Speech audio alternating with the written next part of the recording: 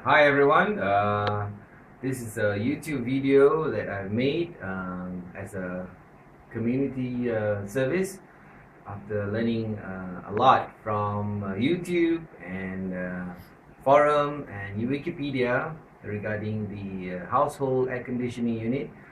We're basically talking about the inverter type 1 horsepower using the R410A gas. This video is to be used to optimize your heat pump or your compressor in order to reduce your electric bill. If your system is suffering from any kind of leakage, there's no cold air coming in, or the pump is not running, this video is definitely not for you, and you need to call the technician and have him check and fix the leakage or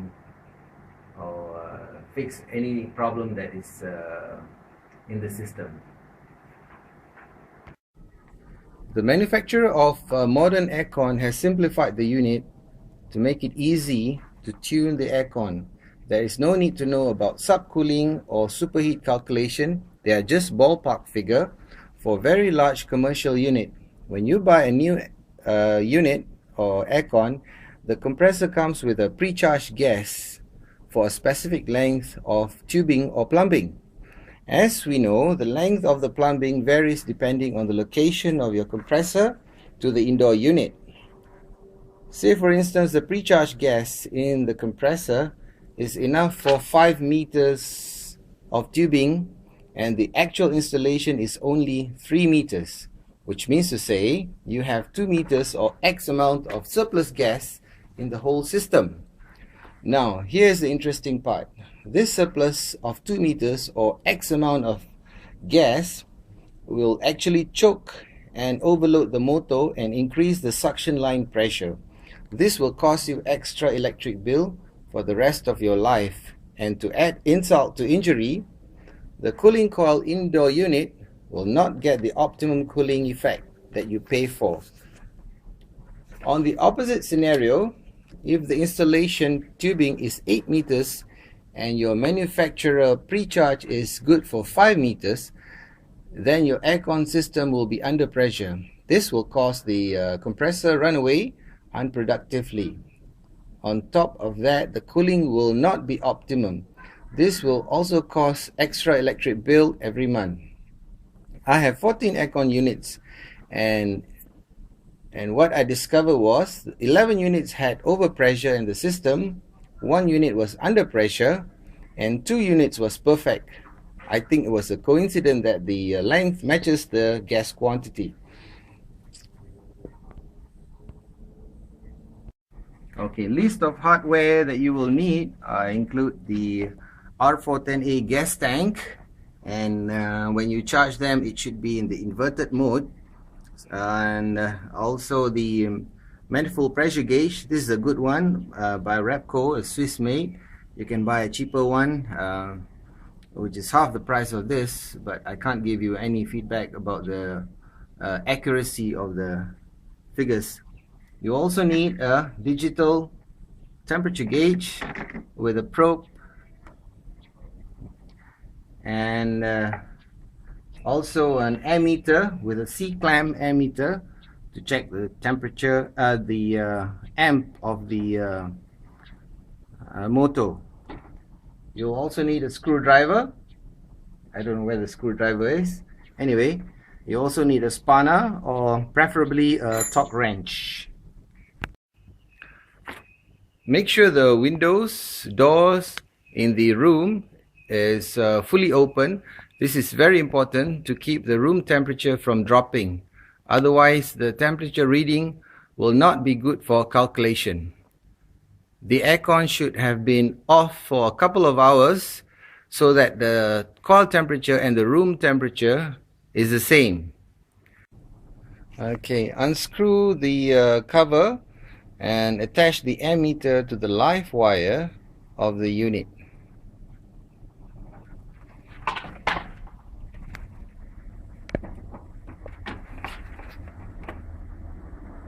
You can see the reading there.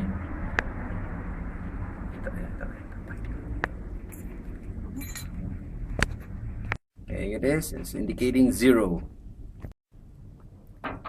Unscrew the cap of the suction line stem valve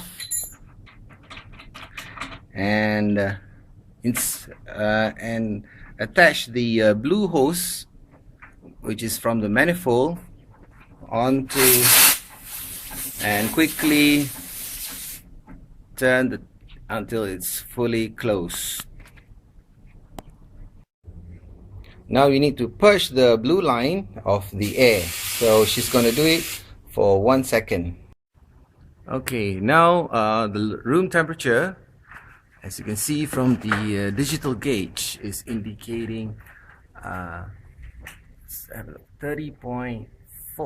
okay, roughly 30.4. And Nur Hayati here, my helper, she's gonna insert the probe into the cooling coil, which has not been running for almost the whole day. Yeah, a remote, and she's gonna bring the temperature down to 16 degrees. That's what my unit says. That's the lowest possible for my remote. So bring it down to your lowest possible in the selection, and fire up the air conditioning. And it's 30 minutes now, and let's have a look at the temperature of the gauge. Now it's indicating what, 23.7 degrees. So we'll record that down in our table. Alright, now we'll have a look at the suction line pressure before we adjust anything. As you can see from the left knob, the pressure is 175 psi. Now that's way too much, and we'll have to purge the system and reduce the pressure accordingly. And now we'll take a look at the ammeter before we do any adjustment. As you can see, the amp is indicating the consumption of 2.2 to 2.1, and let's call it 2.15 as the figure. Okay, now Nur Hayati is going to purge the excess gas from 170 psi down to 150 psi from the suction line, and it's going to be done in 5 seconds interval. And after that, we'll close back the valve and wait for the system to stabilize for another 15 minutes before we get the reading from the suction line pressure again. And she's going to go ahead and do it.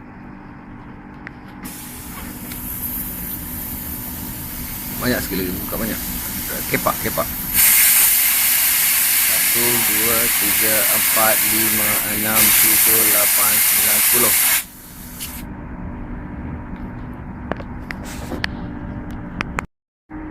10. Okay, after half an hour, you can see that the whole system is now stabilized, and let's have a look at the ammeter reading. It's indicating 2.1 and 2.2, 2.1, yeah, 2.1. And let's look at the pressure again. Now it's indicating 150 psi. Yep, 150 psi. So this is the condition of the system after half an hour of operation. And let's take a look at the coil temperature. Okay, it's been more than 30 minutes now, And let's have a look at the coil temperature. And as you can see, it's doing 22.4, and it will continue 22.4, and it will be modulating from 22.4 to 23 as per the thermostat that's automatically, and now it's 22.2. Then because the automatic system, it will modulate between this lowest figure and way up to 23, I think, if we wait long enough, and then it will come back to 22.2. This is how the system works. So we'll record this figure down. Oh, now it's even lower, but in any case, we'll use a ballpark figure of 22. Okay, 22 degrees. Okay, now she's going to show you how to remove the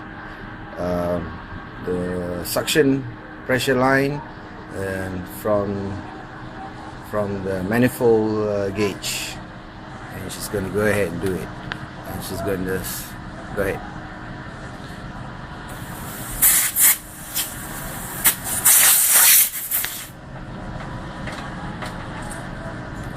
There you go. And she's going to tighten the knob and remove the ammeter.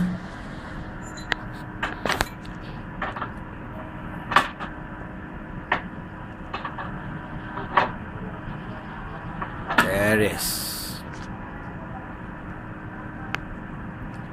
There it is. Okay. Okay, so let's crunch some numbers. As you can see, the ambient temperature was 30.4 and stayed at 30.4. Now the static pressure is 250 psi. You'll be able to see this number as soon as you switch off the air conditioning unit for about 5 or 10 minutes. And you will see this on the manifold pressure gauge if it is still attached to the unit, which is not shown on the demo. The suction pressure is 170. Remember, it was a bit over pressure, and after purging it became 150 psi.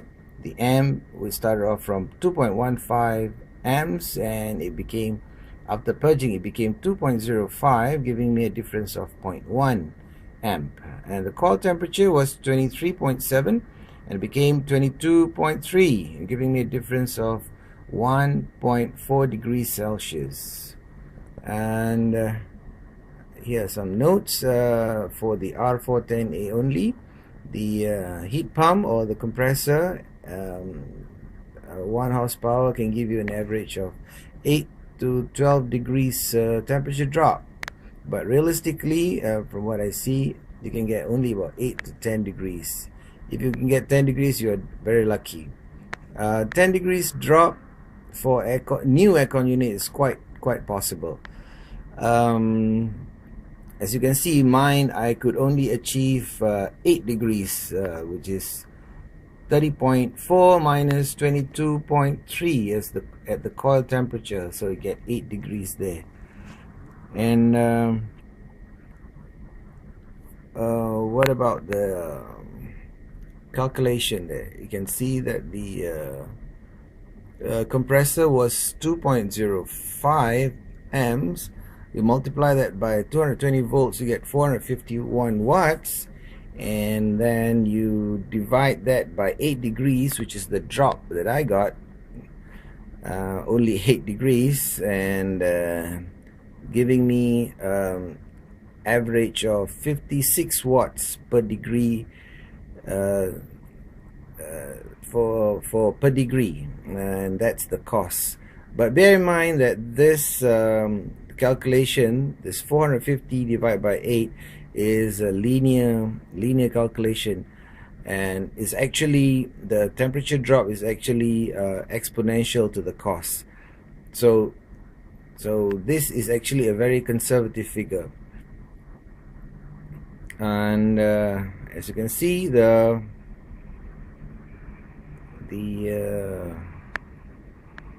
coil temperature was at difference of 1.4, and you multiply that by number of watts, which is 56 watts per degree, giving me a total of 78 watts equivalent of cooling, extra cooling, yeah. And 0.1 amp multiplied by 220 volts, giving me a total of 22 watts of cost saving. So total I would enjoy is 100 watts. So you multiply that by number of hours, number of days, and number of months, and you get to enjoy the cost saving on your electric bill. And bear in mind that this is a very tedious job and requires a lot of patience. Every time you purge the suction line, you have to wait for half an hour, and sometimes the pressure tends to creep up as the system stabilizes, and heat in the plumbing, in the gas, the heat in the gas rises, so it will creep up, and you have to keep purging until you see 150 psi. So it's a very tedious job. It takes time and patience. That is why most of the technicians do not like to wait for 2 hours, because time equals money.